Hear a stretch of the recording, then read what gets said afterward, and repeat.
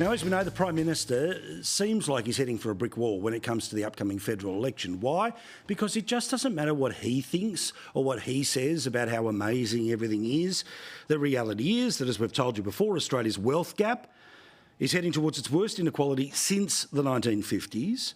As you've heard multiple times, and we've been talking about it for as long as it's been part of the mix, we're in a per capita recession, meaning that, OK, they are able to find a way to say that the country is ever so slightly growing, but not when it comes to you and I, because, put simply, the wages of most normal people is not matching the cost and increased cost of everything. The only exception is often things when it comes to the public service, which has exploded under this government. More than 30,000 people have been hired by the federal government, and everyone working for the public service, including the politicians, have got pay rises. In the case of the politicians, they have got 3 pay rises since the last election. You and I, obviously not the same.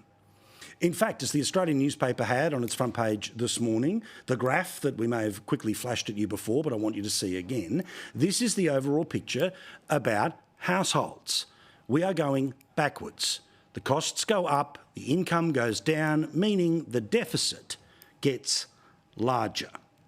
The one thing that the Prime Minister and his Treasurer have said over and over again that is the proof about their incredible economic management is the document where they don't have to actually count everything that they spend.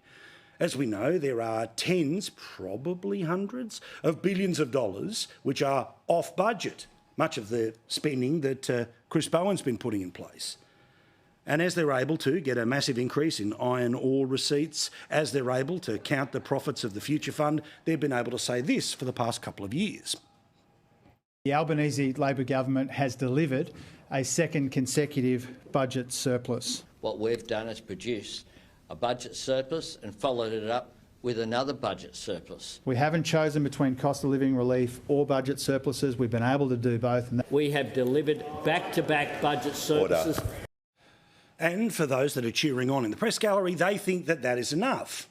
Now, this is a little bit like the people who thought that Kamala Harris was a chance against Trump because the numbers that were coming out of Washington, well, they were getting better by the week and by the month. The reality, of course, is that while even if inflation, say, didn't go up at all in the next quarter, it has gone up by a significant amount since this government started.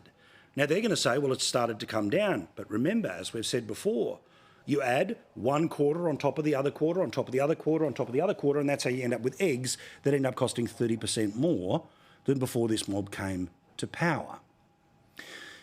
Well, this distraction, this excuse looks like it too is about to go up in smoke. The reality is that, as I have told you on budget nights during all of this government's term, the budget is in what is called a structural deficit. That, put simply, they keep adding so much spending to the overall commitments of the federal budget that you need to keep revenue going up by the same amount. But that may well not end up being the case.